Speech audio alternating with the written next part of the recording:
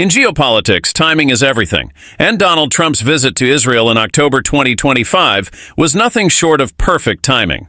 Just days earlier, the guns in Gaza had gone silent.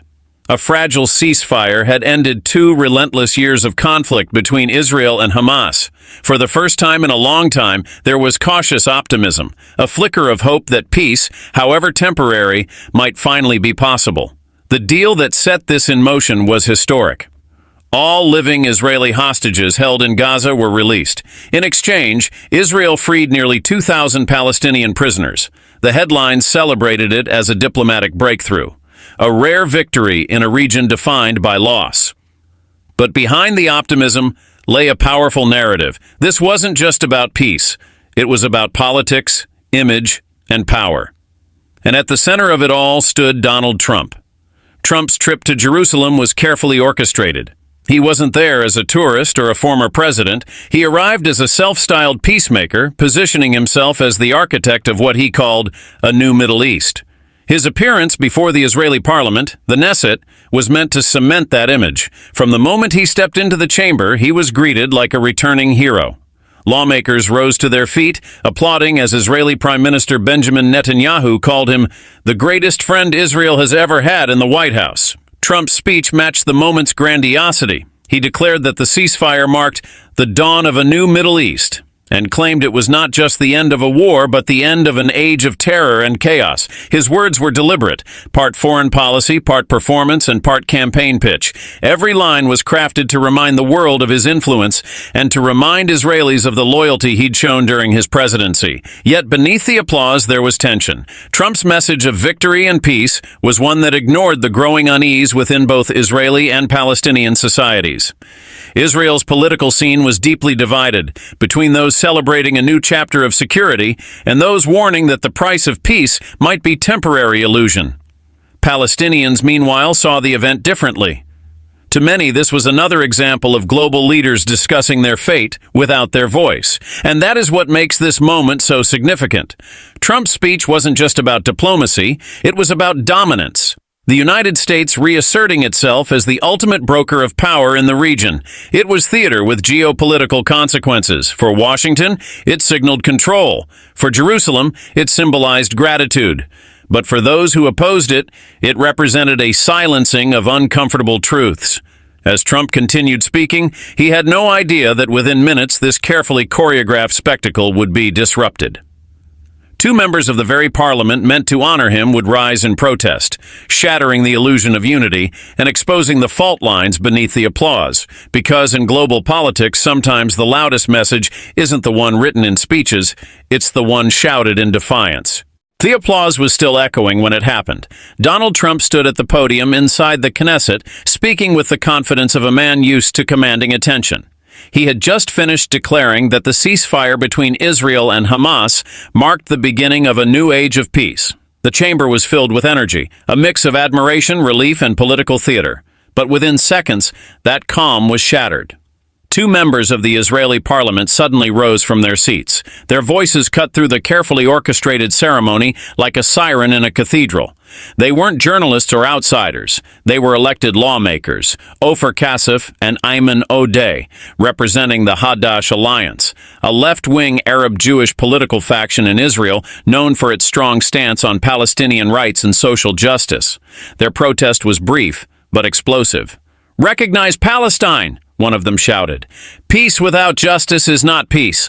Their words were sharp, deliberate, and defiant, spoken not only to Trump, but to the entire establishment sitting before them. The Knesset guards reacted almost instantly, rushing toward them. Within moments, both men were escorted out, their voices fading under the applause that returned as quickly as it had stopped.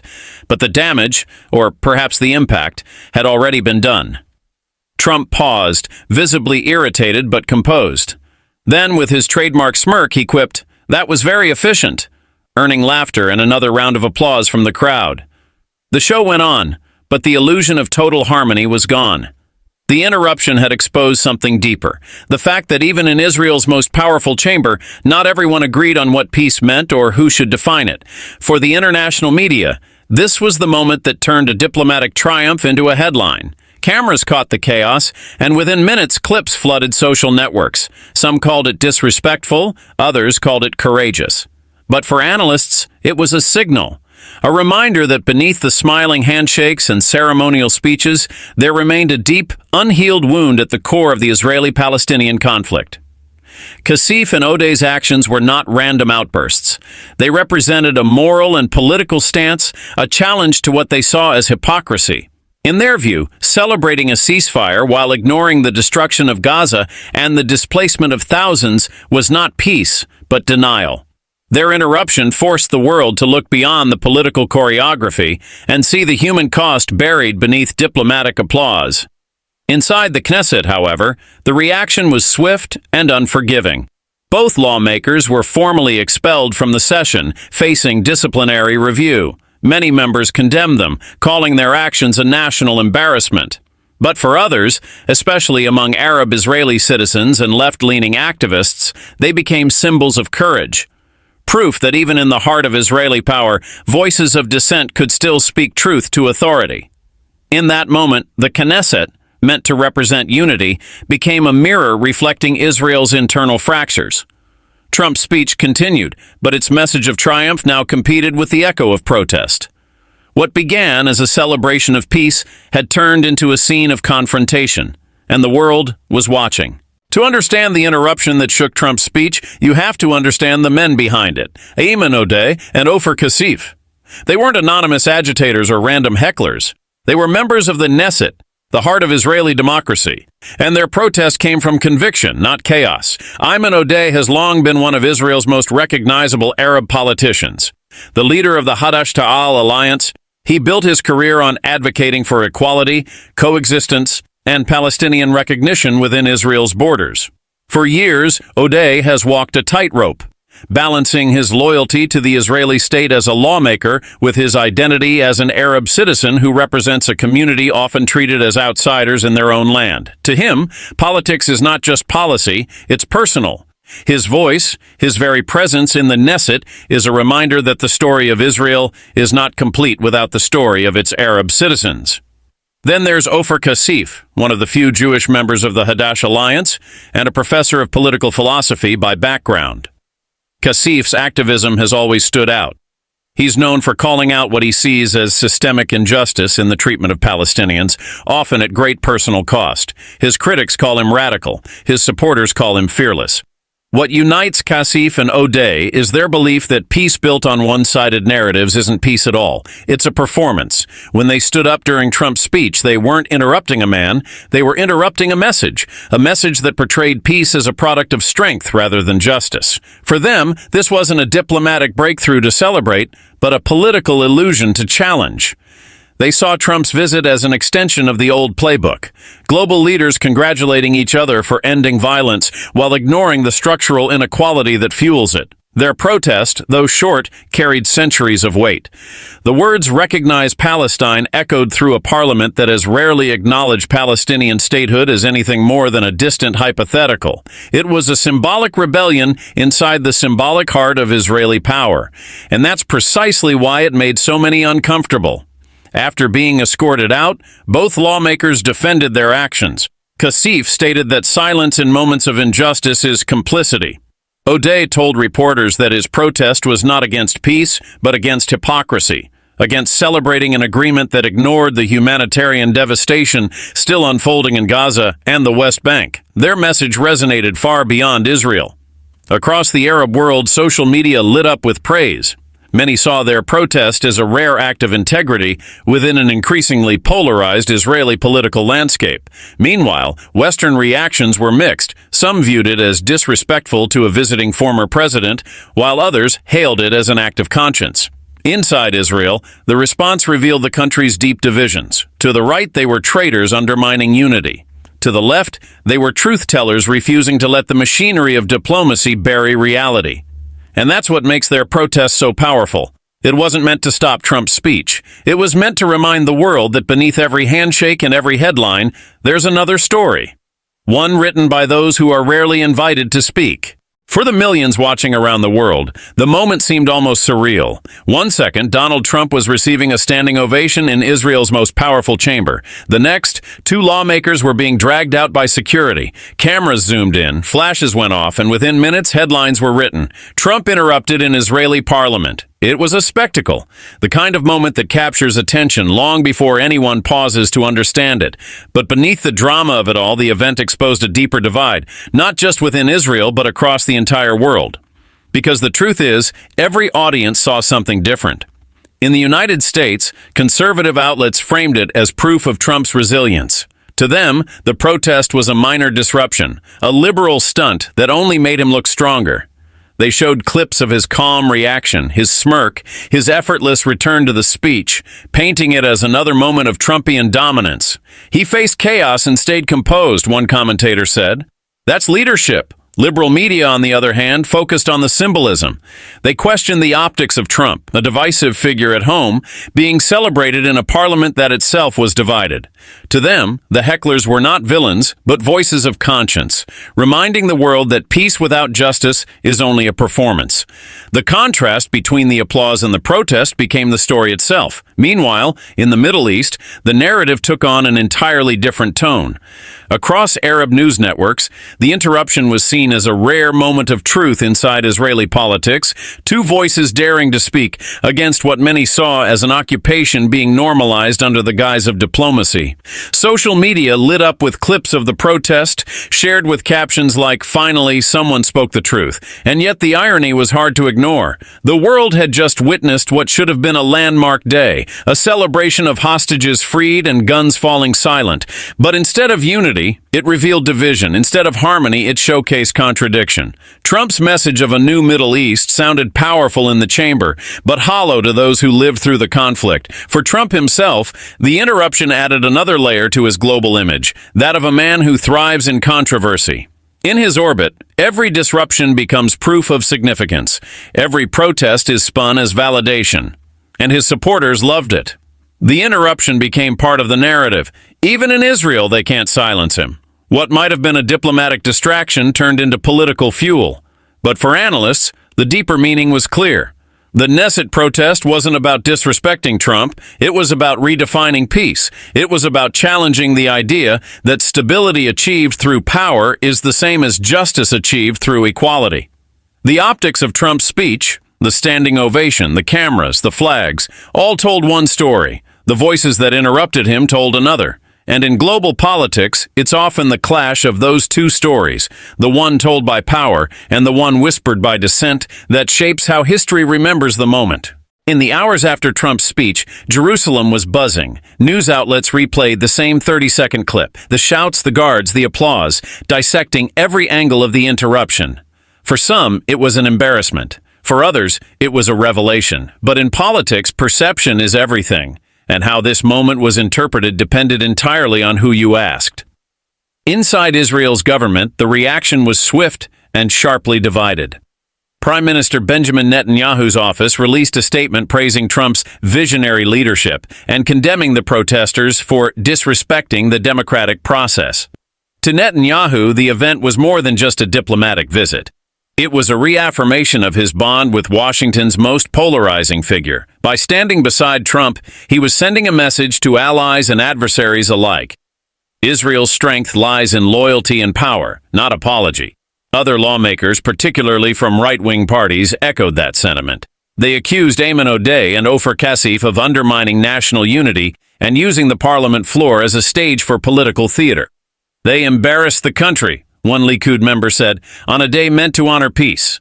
Calls for disciplinary action began circulating within hours, with some demanding their suspension. But the backlash also sparked defiance. Kassif, never one to back down, told reporters that the real disgrace was not protest. It was silence. Odeh doubled down, saying the interruption had been a moral necessity. "If we can't speak for justice inside the Knesset," he said, "where can we speak?" Their words resonated deeply with Arab Israeli citizens and progressive activists who felt their representatives had simply said what many were too afraid to admit publicly. The debate quickly spread beyond Israel's borders. In Washington, reaction split along partisan lines. Trump's allies in the Republican Party praised his composure and used the moment to reinforce his image as a global statesman. He's respected abroad in ways Biden never could be, one GOP strategist claimed. Meanwhile, Democratic voices were more cautious, noting that Trump's visit and the warm reception he received risked blurring the line between diplomacy and campaign spectacle. Across Europe, the event raised uncomfortable questions about the nature of modern diplomacy. Was this visit truly about peace or about political branding? Analysts in London, Paris, and Berlin debated whether Israel's embrace of Trump, a figure viewed skeptically by many Western allies, could strain future relations. For Arab governments, the optics were equally complex. While some quietly welcomed the ceasefire's stability, others feared Trump's return to the international stage signaled a revival of unilateral American influence in Middle Eastern affairs. By the end of the week, what had started as a symbolic speech had turned into a full-blown political narrative. Trump used the incident to his advantage, mentioning it in interviews as proof of his impact. "Even when I'm trying to make peace," he joked, "they can't handle it." His supporters applauded the bravado. His critics saw it as self-promotion dressed in diplomacy. But beneath all the commentary, one truth stood out. The interruption had changed the tone. What was meant to be a flawless show of unity had exposed the fractures. Within Israel, within its relationship with the Palestinians, and within the global perception of American power. The speech was supposed to be remembered for its message of peace. Instead, it became a reminder that even peace, when politicized, can divide as much as it unites. Every political moment has an echo, and Trump's interrupted speech in the Knesset was no exception. Within hours, the tremors reached far beyond Israel's borders, from Riyadh to Tehran, from Cairo to Doha. What unfolded inside that Jerusalem chamber wasn't just an isolated protest, it was a signal, one that every regional power interpreted in its own way. For America's traditional allies in the Middle East, Saudi Arabia, the United Arab Emirates, and Egypt, Trump's visit carried the scent of familiarity. These governments had benefited from his approach during his presidency: transactional diplomacy, clear power hierarchies, and a disdain for bureaucratic restraint. His reappearance on the global stage, even as a private citizen, was seen by many in these capitals as the possible revival of a political era that favored strongmen over slow consensus. In Riyadh, analysts close to the royal court noted that Trump's speech, emphasizing peace through strength, echoed the kind of rhetoric that had guided the Abraham Accords. It reminded them of the deals that had normalized relations between Israel and several Arab nations, fundamentally redrawing the region's diplomatic map. But there was also unease. The interruption inside the Knesset highlighted something they had tried to keep beneath the surface.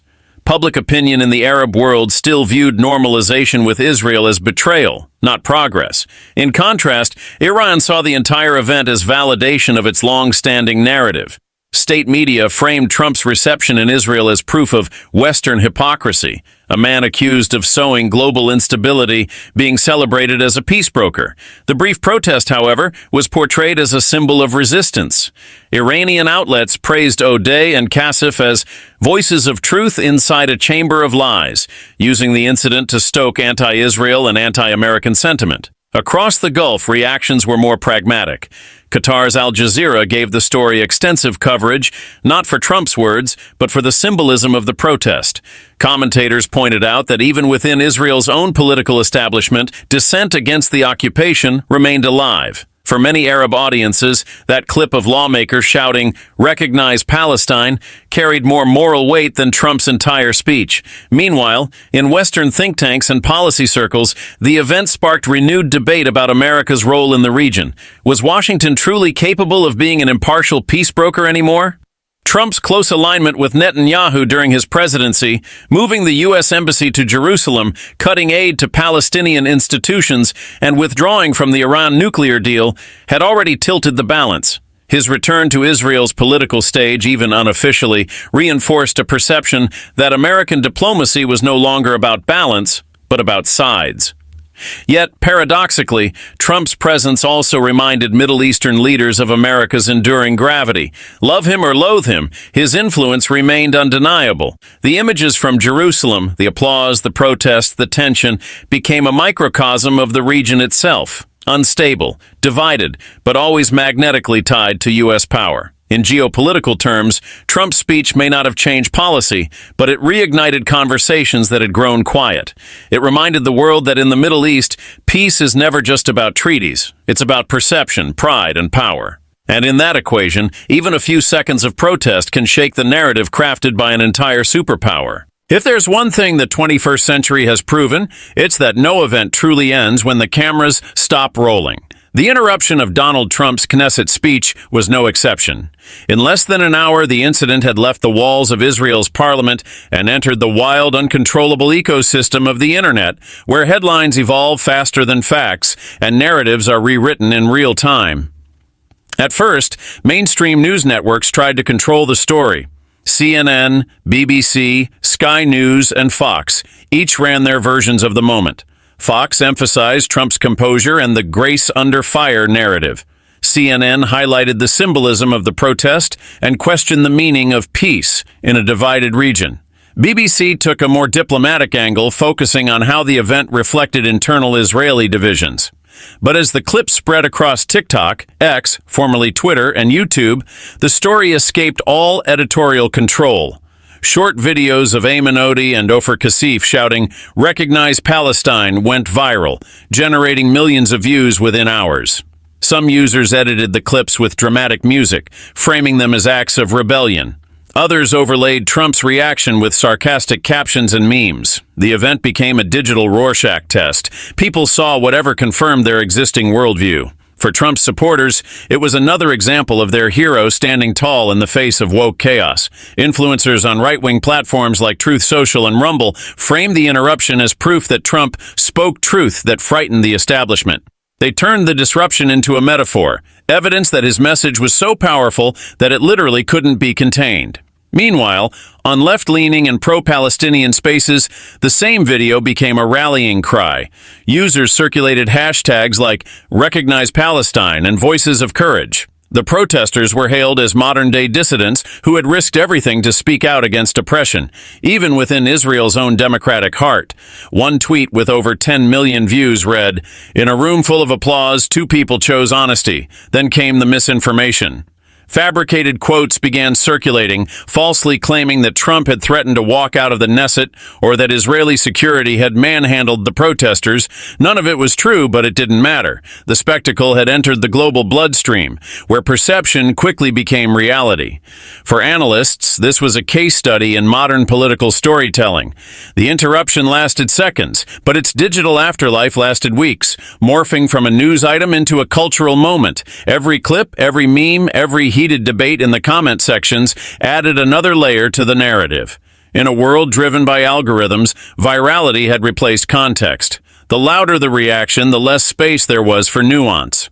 By the third day, the Knesset protest wasn't just a political story, it was entertainment.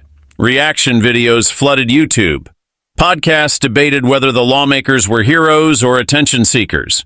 Opinion pages filled with essays dissecting what it all meant. But perhaps the real meaning was this. In our hyper-connected age, the medium isn't just the message, it's the battlefield. The protest inside Israel's parliament might have lasted half a minute, but online, it became immortal. A digital echo that outlived the moment itself, shaping how millions would remember it long after the applause and the anger had faded. When history looks back at moments like these, a speech, a protest, a few seconds of defiance in a sea of applause, it rarely remembers the script. What endures is what it revealed. And Trump's interrupted address to the Israeli Knesset, though fleeting, pulled back the curtain on something much larger than one man, one country, or one speech. It exposed the fragile dance between power and protest, and how that tension defines modern politics everywhere. For Donald Trump, the Knesset visit was meant to be a statement of legacy, a reminder that his influence extends beyond America's borders. He wanted to reassert himself as a deal-maker, a force who could bring peace where others had failed. But in many ways, the interruption defined the moment far more than his words did. Because in the 21st century, even the most carefully choreographed display of power can be unraveled by 30 seconds of dissent. The protesters' shouts, "Recognize Palestine," were not just political slogans. They were a direct challenge to the global order that Trump represents, one built on control, alliances, and the appearance of stability. Their voices symbolized a truth that governments often try to ignore, that peace without justice is temporary, and silence is not the same as unity. But this story wasn't only about Israel or Trump. It was about a world caught between two forces: the institutions that hold power and the individuals who dare to question it. From the streets of Tehran to the halls of Washington, from protests in Paris to debates on social media, the same pattern repeats. Authority speaks of order, dissent speaks of reality, and between them lies the space where democracy either lives or dies. What made the Knesset moment so powerful is how ordinary it seemed: a simple interruption. Yet that interruption exposed the contradictions of our time. It showed how politics today is no longer confined to parliaments or summits. It's performed on camera, debated online, and immortalized through clicks and shares. Every gesture, every pause, every word becomes part of the global spectacle of power. For Israel, the incident forced a reckoning with its own democracy, a reminder that unity built on exclusion is brittle. For the United States, it was a glimpse into how its global image continues to divide and inspire in equal measure. And for the rest of the world, it was a cautionary tale that even moments designed to symbolize peace can reveal the fractures underneath the facade. In the end, perhaps the true significance of that day lies not in Trump's speech, nor in the protest itself, but in what came after: the conversation it ignited. A conversation about who gets to define peace, who gets to speak truth, and how power responds when confronted by conscience, because in geopolitics, as in life, silence often serves the powerful. But history is written by those who dare to break it.